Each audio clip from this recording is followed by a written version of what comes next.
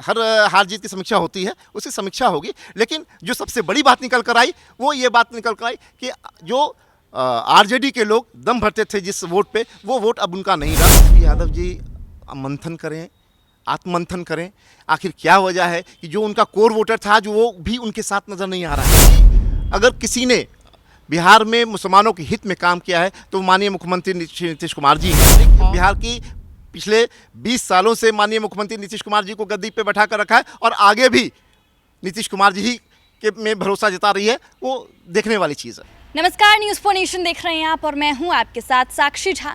रुपौली विधानसभा उपचुनाव का परिणाम आ चुका है और परिणाम काफ़ी चौंकाने वाला आया है। आपको बता दें कि एक तरफ जहां लालू प्रसाद यादव के उम्मीदवार तीसरे स्थान पर है, तो वहीं नीतीश कुमार की पार्टी के उम्मीदवार दूसरे स्थान पर। हालांकि दोनों ही पार्टी के उम्मीदवारों को करारी हार का सामना करना। और इसी पर बातचीत करने के लिए हमारे साथ मौजूद है जेडीयू के वरिष्ठ नेता सैयद शरीम अली। इनसे बातचीत करेंगे और जानने की कोशिश करेंगे कि अब क्या समीकरण बैठ रहा है। पहले तो आपका बहुत बहुत स्वागत है न्यूज़ 4 नेशन। धन्यवाद, बहुत बहुत धन्यवाद। क्या कहेंगे, मतलब एक तरफ लालू प्रसाद यादव के जो उम्मीदवार है वो तीसरे नंबर पर आए और आप लोग भी दूसरे नंबर पर ही रहे। देखिए, बिहार में बिल्कुल जो एक तिलिस्म था वो टूट चुका है और ये जो दम भरते थे एम वाई समीकरण का, आज एम कहीं पे उनके साथ नहीं है। और रुपौली ही नहीं बल्कि लोकसभा का भी जो चुनाव हुआ उसमें भी ये बात सामने आई है कि अब मुसलमानों का मोह भंग हो चुका है। वो पहचान चुके हैं कि उनके असली हितैषी कौन है और अब उनका एम वाई समीकरण चलने वाला नहीं है। अभी आने वाला 3-4 चुनाव और है, 4 चुनाव उपचुनाव होना है, उसमें भी आप देखिएगा इसी तरह का परिणाम उनको मिलेगा। अब क्या समीकरण बनाएंगे आप लोगों की तरफ से, एनडीए की तरफ से अब क्या समीकरण बनेगा, क्योंकि जो उम्मीद थी कलाधर मंडल से उन्हें भी हार का ही सामना करना पड़ा। देखिए, सबसे बड़ी बात है कलाधर मंडल जी निश्चित तौर पे चुनाव हारे हैं, इसमें कई दो मती बातें, हार हम लोग स्वीकार करते हैं, इसकी समीक्षा भी की जाएगी। लेकिन जो सबसे महत्वपूर्ण बात है कि आज जो बहुत बड़ा फैक्टर है बिहार में मुसलमानों का, तो मुसलमानों का मोह भंग हो गया है और अब वो मुसलमान नीतीश कुमार जी की ओर देख रहे हैं। क्योंकि अगर किसी ने बिहार में मुसलमानों के हित में काम किया है तो माननीय मुख्यमंत्री नीतीश कुमार जी हैं और ये अब दिखने में परिणाम स्वरूप आपको नज़र आ रहा है। तेजस्वी यादव जब पूर्णिया गए थे तो उन्होंने रुपौली विधानसभा उपचुनाव में रैली की और उन्होंने ये भी कहा कि इस चुनाव से ना ही कोई सरकार बनेगी ना ही गिरेगी, लेकिन एक सरकार पर ये तमाचा होगा जो महंगाई बढ़ाई है, बेरोजगारी बढ़ाई है जिस सरकार ने, उनके ऊपर एक तमाचा होगा। देखिए, महंगाई और बेरोज़गारी की बात अभी यहाँ पे वो क्या करेंगे, ठीक है। अभी पहले तो वो अपने जो 2005 तक उन्होंने काम किया है, आपको ही पता है, हम लोग सारे लोगों को पता है कि 5 बजे 6 बजे के बाद हम लोग रोड पे निकल नहीं पाते थे।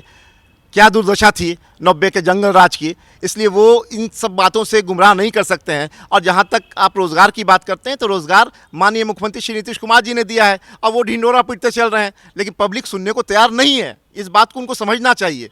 वो इस बात में अभी भी मुगालते में है कि पब्लिक को आप जाकर कुछ भी बोलेंगे और वो बातों को एक्सेप्ट कर लेंगे, तो ऐसा नहीं होने वाला है। पब्लिक बिहार की पिछले 20 सालों से माननीय मुख्यमंत्री नीतीश कुमार जी को गद्दी पे बैठा कर रखा है और आगे भी नीतीश कुमार जी ही के में भरोसा जता रही है, वो देखने वाली चीज़ है। 15 अगस्त के बाद तेजस्वी यादव रैली पर निकल रहे हैं, जनसभा करने की तैयारी में है। क्या लग रहा है, क्या हो कुछ परिणाम निकलेगा? देखिए, कोई परिणाम नहीं निकलना है। तेजस्वी यादव जी मंथन करें, आत्ममंथन करें, आखिर क्या वजह है कि जो उनका कोर वोटर था जो वो भी उनके साथ नज़र नहीं आ रहा है। ये आत्ममंथन की चिंता का विषय है। इसलिए बेहतर ये होगा कि तेजस्वी यादव अपने समीक्षा करें। घूमने से और सैर सपाटा से काम नहीं चलना है, अपने आप में आत्ममंथन करें। और अब बहुत देर हो चुकी है, इसलिए वो बिहार का सपना छोड़ दें। बिहार में माननीय मुख्यमंत्री नीतीश कुमार जी हैं और उन्हीं के हाथों में बिहार सुरक्षित है।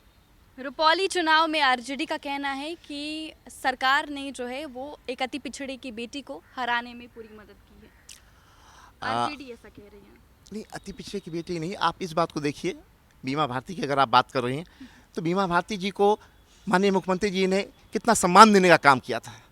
उन्हें बोलना तक नहीं आता था, बोलना सिखाया, मंत्री बनाया, उसके बाद भी उन्होंने धोखा देकर आरजेडी में जाने का काम किया। उसका परिणाम उनको मिला है।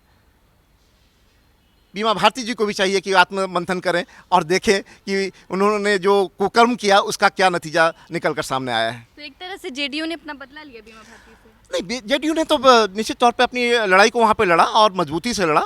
ठीक है, परिणाम थोड़े से हम लोग चूक गए, उसकी हम लोग समीक्षा करेंगे और समीक्षा होगी भी।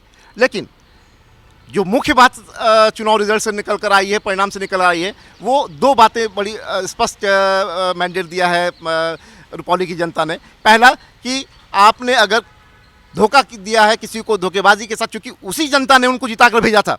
आप याद करें, किसी दूसरी जनता ने जिता कर भेजने का काम नहीं किया था, रुपौली की ही जनता ने जिता कर भेजने का काम किया था। और आज उन्होंने उनको तीसरे स्थान पर पहुंचा देने का काम किया, क्योंकि उन्हें भी पता था कि आपने उनके विश्वास को, उनके मतों के साथ आपने विश्वासघात किया, उसका वो रिजल्ट उनको मिला है। सेकंड कि भाई जो एक माइनॉरिटी का दम भरते थे, मुसलमानों के वोट पे अपना हक अधिकार, से केवल हक अधिकार, मुसलमानों को हक अधिकार देने की जब बात आती है तब वहाँ पे वो बातें नहीं आती है, लेकिन वोट पे उनका हक अधिकार वो अपना बिल्कुल मान कर चलते थे, उसको भी बड़ी क्लियर तरीके से रुपौली की जनता ने साफ कर दिया कि अब मुसलमान मुगालते में आने वाला नहीं है। मुसलमान ने भी तय कर लिया है कि आरजेडी छुड़ाकर ही हम बात करेंगे, और निश्चित तौर पे आरजेडी को छुड़ाने के बाद कोई अगर दूसरी कोई पार्टी है तो जनता दल यूनाइटेड ही बिहार में है, एनडीए गठबंधन ही बिहार में है।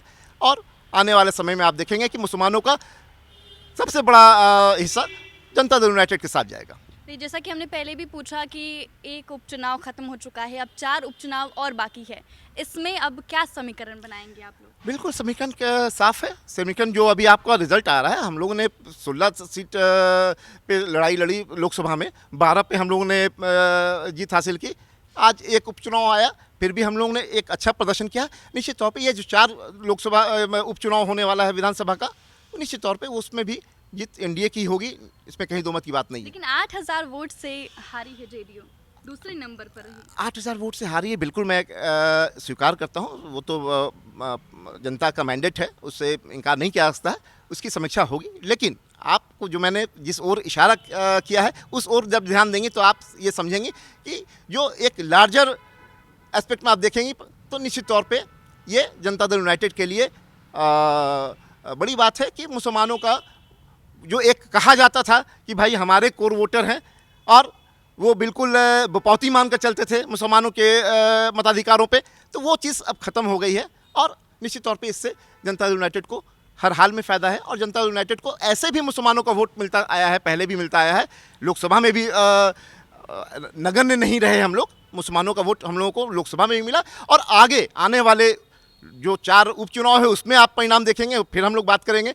और जो आगे 2025 में चुनाव होगा उसमें आप देखेंगे कि वन साइड मुसलमानों का वोट जनता दल यूनाइटेड की तरफ जाने का काम करेगा। लेकिन मुसलमान आरजेडी से क्यों नाराज है? क्योंकि लालू प्रसाद यादव जैसा कि दावा करते हैं वो मुसलमानों के मसीहा के तौर पर देखे जाते थे पहले। बड़ा अच्छा सवाल आपने किया। आप एक बात बताइए, कोई चंद 1, 2, 4 गिनती का कोई काम बता दें जो उन्होंने अपने शासनकाल जंगल राज के समय में उन्होंने मुसलमानों के हित के लिए किया होगा। पर माननीय मुख्यमंत्री श्री नीतीश कुमार जी के 2005 के बाद का मैं आपको चंद नहीं दर्जनों काम, ऐसा बड़ा काम आपको गिनाने का काम करूंगा जो मुसलमानों के हित के लिए किया। और सिर्फ माननीय मुख्यमंत्री जी ही बिहार में मुसलमान के हितैषी रहे हैं। वो आप चाहे आप मदरसा बोर्ड की बात कर लीजिए, मदरसा में जितने शिक्षक हैं उनको वेतन मान उन्होंने लागू किया। 3000 4000 जो शिक्षकों को मिलता था वो सीधे 50 से 60,000 रुपये वेतन मान के आधार पर मिलना शुरू हो गया। उसी तरह से मजहरुल हक अरबी फ़ारसी यूनिवर्सिटी आपके बगल में है, कहीं उसकी ज़मीन उन्होंने नहीं दिया, जबकि बना था लालू यादव के टाइम में, लेकिन उनको ज़मीन कहीं पे मुहैया नहीं हुई। नीतीश कुमार जी ने उस भवन को बनवाकर आज चमकती हुई बिल्डिंग आपको नज़र आएगी। इसी तरह से आप जितना भी बिहार में आप कब्रिस्तान उठाकर देख लीजिए, मैक्सिमम 80 to 90% कब्रिस्तानों में अगर इंक्रोच किसी का है तो एक उसी जात समाज के लोगों का इंक्रोच है जिससे लालू यादव आते हैं या उनकी पार्टी कहती है कि उस समाज की ये पार्टी है।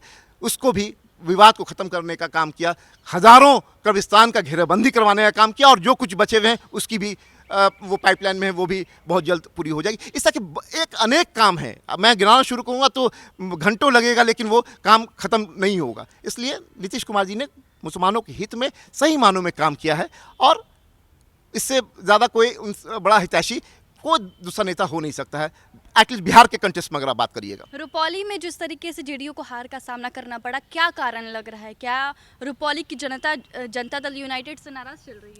नहीं, जनता दल यूनाइटेड से अगर नाराज चलती तो जनता दल यूनाइटेड को उसी रुपौली की जनता ने, हम लोग लोकसभा वहाँ से हार गए पर रुपौली विधानसभा से लोकसभा में हम लोगों ने विन किया था। अब कहाँ कमी रह गई उसकी समीक्षा होगी, बिल्कुल होगी समीक्षा, हर हार जीत की समीक्षा होती है, उसकी समीक्षा होगी। लेकिन जो सबसे बड़ी बात निकल कर आई वो ये बात निकल कर आई कि जो आरजेडी के लोग दम भरते थे जिस वोट पे, वो वोट अब उनका नहीं रहा, वो वोट उनके हाथों से छिटक चुका है और उनके कुकर्मों की वजह से छिटका है, उनके नाइंसाफियों की वजह से छिटका है। सिर्फ आप एक तरफ से आप एमवाई की बात करते हैं, लेकिन कभी भी एम को आपने हक अधिकार देने का काम नहीं किया। अगर मुसलमानों का काम अगर किसी ने किया तो वो माननीय मुख्यमंत्री नीतीश कुमार जी ने किया।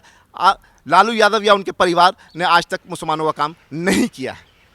तो देखिए, ये हमारे साथ मौजूद थे जेडीयू के वरिष्ठ नेता सैयद शरीम अली, जिन्होंने ये बताया कि नीतीश कुमार ने किस तरीके से मुसलमानों के लिए, बिहार के अल्पसंख्यक समुदाय के लिए काम किया है। तो वहीं लालू प्रसाद यादव के बारे में भी कहते हुए नजर आए और आक्रोश व्यक्त किया कि किस तरीके से लालू प्रसाद यादव के राज में अल्पसंख्यकों की क्या स्थिति थी। और हमने बातचीत की कि रुपौली विधानसभा उपचुनाव में जो परिणाम सामने आए उसमें जदयू भी दूसरी नंबर पर रही। वहीं बीमा भारती की बात कर ले, जो कि आरजेडी की टिकट से उपचुनाव में उम्मीदवार थी, वो भी तीसरे नंबर पर। ये यूं कह ले कि बुरी तरह रुपौली में जनता ने उन्हें नकार दिया। फिलहाल के लिए इस वीडियो में बस इतना ही। आप देखते रहें न्यूज़ फॉर नेशन।